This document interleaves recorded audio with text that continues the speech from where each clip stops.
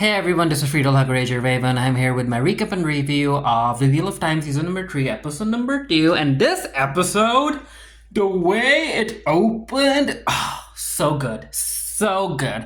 And I think the producers got a lot of money spent on this show, which, hey, it makes sense for me. Even though The Wheel of Time isn't one of those shows that everyone talks about online, I feel that it still has a very, very good amount of viewers, and that's why it continues to keep going, and I'm here for it. I don't give a damn if it's being talked about on Twitter or not, as long as Amazon Prime is getting the views to keep renewing this show.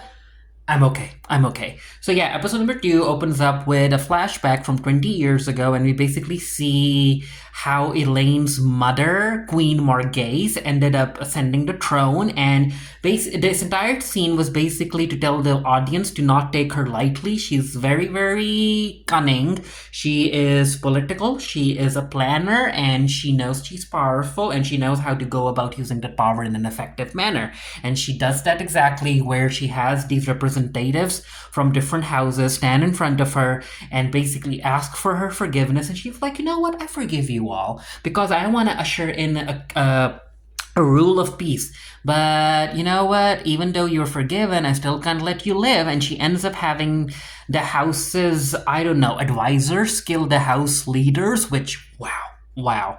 But yeah, it was such a good opening. In the present, it's time for Queen Margase to come in to pay a visit to the tower because she wants to make sure that her daughter is okay. And we get this very, very funny scene where Sanchen basically makes them wait a bit.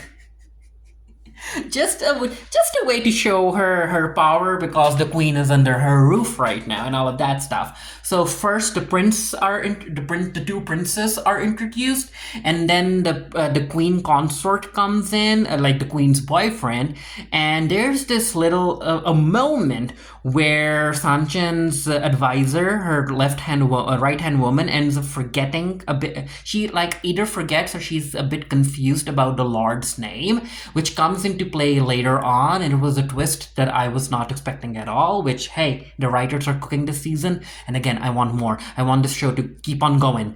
So yeah, they introduce everyone. So basically, this guy is supposed to be the stepfather figure, but there's more to him than meets the eye. The Queen of Andor wants to meet Elaine, and because they know that something huge happened in the tower, even though the Aes Sedai aren't telling them the entire story, and she's like, Sunya, I wanna meet my daughter. Where is she? I wanna make sure that she's okay. Perrin and his crew use one of the gates to go back to the Two Rivers, and they notice that 2 other people have used the gates before them. Elaine reunites with her 2 brothers and her stepfather, and she's very, very happy to see him. And she's like, okay, so what the heck is mom even doing here? And this is where the brothers basically tell her that, yeah, we're here to take you back.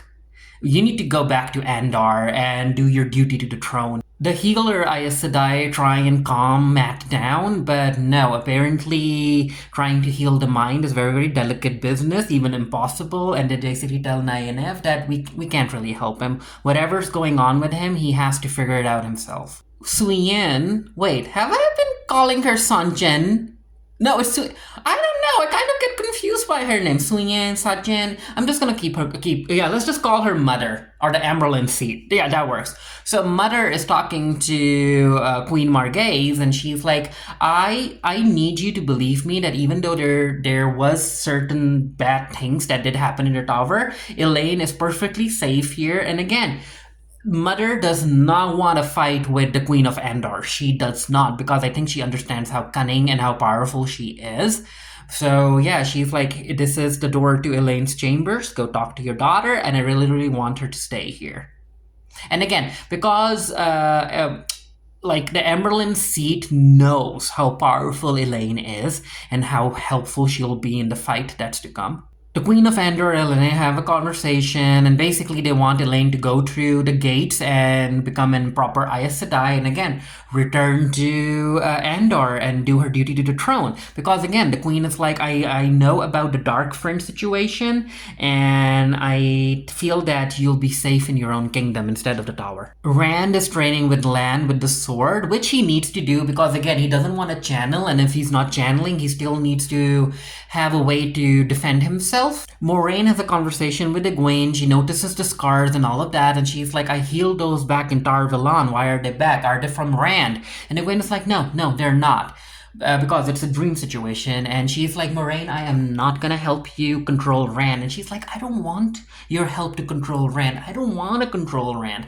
I just want, because you're the closest to him, I just want you to be aware that you're gonna be the first one to notice the signs when he starts going mad. I just hope that you're prepared for that. Abby comes in after hunting a rabbit for lunch, I guess, and this is where Moraine and Egwene ask her about the Aiel prophecy, and Abby is like, our prophecies aren't really as black and white as you guys.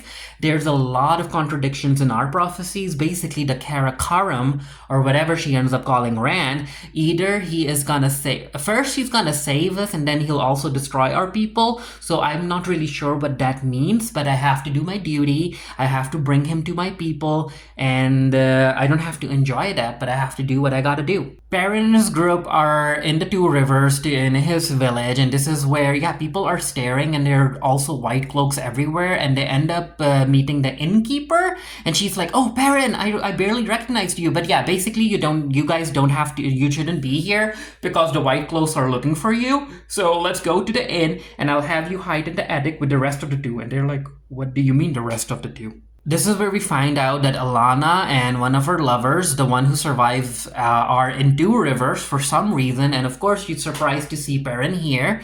But yeah, I was surprised too. I was not expecting the two people who used the gates earlier before them to be Alanna and her one remaining warder, but I'm here for it. Queen Margaze ends up talking to her advisor, who is from the Red Aja, and they're basically they both understand that Amberlyn's seat is hiding stuff from them, and she's like, well, I could overthrow her, but the Red Aja is like, no, you can't do that, because even though there are some people who don't support what she's doing right now, she still has a lot of support, so we gotta be very, very cunning about this. The Amberlyn seat ends up asking Min to pay her a visit because Min's been working in the tower as housekeeping, basically a way for Mother to keep her close to important people. To keep an eye on them and report back, and of course because she has the power to see the future. And Min is like, okay, so my visions don't work like that. All I know is that something bad and terrible is gonna happen. I keep on seeing a bunch of dead Aes Sedai and dead warders at the tower, and again, it could be tomorrow, it could be a year from now, 10 years from now, but it will happen. The two princes are putting on a show, basically fighting in front of the women of the tower and making them all flustered and all of that stuff. And Matt's there to check that out as well.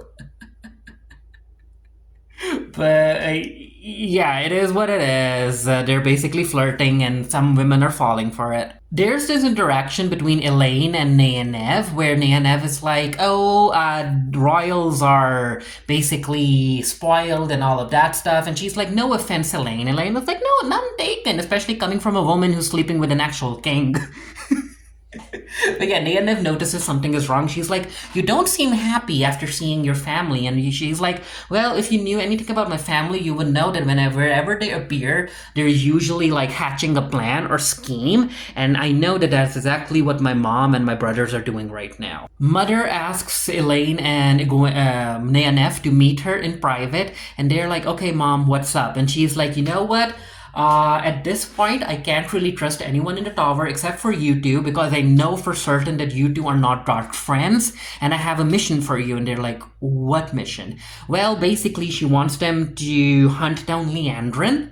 And yeah, they need to, because they can't remain in the tower, they have to go out and hunt down Liandrin. And she's like, I know that you both possess enough raw power to defeat Liandrin, and also Nynaeve. She could have killed you when she attacked me in that conference room, or whatever you want to call it, the throne room, but she didn't. So there's a connection there, there's a weakness there, and I need you to exploit it to get close to Liandrin and defeat her. After leaving their meeting, Elaine and Nynaeve talk about if if whether or not they can even trust the Emberlyn seat at this point. And Yennefer was like, yeah, we can only trust each other, so we will do what Mother wants us to do. We'll put a stop to Liandrin. And then this is where Elaine basically tells Yennefer that she can't do that because she will be going back home to Andar because that's what her mother wishes. And Yennefer was like, oh, I expected more from you. I can't even trust you here right now, huh? And she walks away. The innkeeper ends up explaining to Perrin about why the White Cloaks are after him. It's because he killed one of their generals and all of that stuff.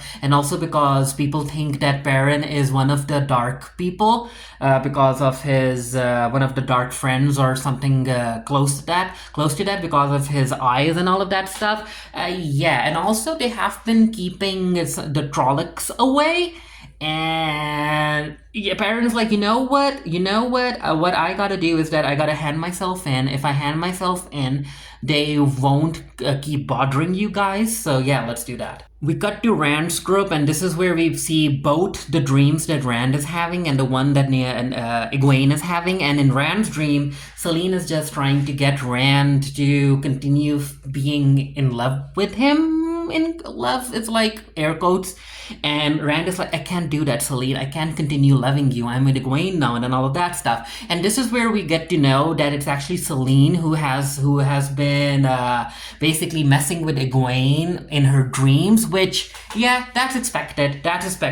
So on one hand, she's having these little romantic rendezvous in the dream world with Rand, and on the other hand, she is basically terrifying or terrorizing Egwene in her dreams by playing on her trauma and all of that stuff. And I'm like, when Egwene brought up the dream situation, I think Rand should have realized that it was Selene who was doing it. But hey, the show's got a show, right? They gotta cause drama. In order to escape her nightmare, Egwene finds herself in this desert setting and she sees an old woman, and the old woman is like, you do not belong here. Min pays a visit to Mat, and basically she tries to apologize to Mat for trying to sell him off to one of the Dark One's followers, but Mat is not having that right now. Elaine goes to meet her mom, but she's not in her chamber, so she ends up sharing this moment with her stepfather, where the stepfather is the one who tells Elaine that, you know what, one of the reasons that your mom wants you back in the kingdom is, yes, she wants you to stay safe, but also because there's a lot of political turmoil happening in the kingdom, and she feels that if she has her daughter here with her, who also trained as an Aes Sedai, that will make her come across as a powerful person. We have this hilarious little moment between Mother and Mat, where she talks about him and his horn and all of that stuff, and Mat is like, yeah, it was me, I blew it. And Mother is like, well, you know what, for you, the horn was able to summon some of the greatest heroes from our time, from the past, to help during the battle, but you do know that once you die, the horn is capable of being used by someone else. And Mat is like, what? And she's like, I hope you haven't been telling everyone about how it was you who used the horn, or how you have had your sketches being drawn and all of that stuff, which we know that Mat has been doing. And Mat is like, no, I would never. So basically, Mother is like, well, I'll keep the horn for safekeeping, huh? And Mat has to agree to that. Elaine has a conversation with her mom where she basically is like, you know what, Mother, I cannot continue living in your shadow. Your shoes are way too big for me to fill. That's why I gotta find my own path. And the path that I've decided is that I will not go back with you to the kingdom, not right now, not when I've not become an actual Aes Sedai. I will do it, but later on. My heart, my end game will always be our kingdom, but as of right now, I gotta choose my own destiny. And yeah, her mom has to agree. She's like, how wise have you become, my little daughter? Moiraine is like, Rand, why are you wasting time training with Lan? You should be training with your power and all of that stuff. And Rand is like, well, I've been spending time with Lan because he actually listens. So basically, Rand explains to Moiraine that he's not sure if Moraine understands what he's dealing with when it comes to being attracted by the one power and wanting to use it. And Moraine is like, no, I realize that, I know that. But Rand is like, no, you don't. Because once I feel that sweetness of using the one power, it fills my belly with a very, very poisonous taste, a dark taste. But I can't stop myself because this, I still want that sweetness. And this is where Moraine is like, yeah, but that's something you'll have to figure out by yourself, Rand. You will have to keep on using the power so you can determine the difference between the sweet and the sour or the bitter, and you know the difference between both. It's time for Queen Margaise to go back to her kingdom, and of course Elain is not going with her, and she's like, I hope you will continue protecting my daughter. And Mother is like, I will. But because again, if she because Margaise is like, if something happens to my daughter, I will be coming back with the full force of my army behind me, and we will see. It hasn't ever happened, but we will see what will happen when it comes to Andor's army versus the Tavors Aes Sedai. And before Queen Margaise leaves, she's like, but I will leave my trusted advisor with you, because you need all the help you can. And again, I'm like, oh, she's leaving one of her players in the enemy battlefield to keep a check on everything and basically start messing things up from within. Rand's crew is very, very near to the Aiel homeland, and this is where Avi is like, okay, who the heck told them? Who told them? And they're like, what? Who told what? And this is where they get ambushed by a bunch of Aiel, and one of the older women, an old woman comes out, and that's the same old woman that Egwene saw in her dreams. And this is where the second episode ends. Let me know what you thought of it down in the comment section below, and until next time, stay happy, stay safe, stay blessed. See you guys later.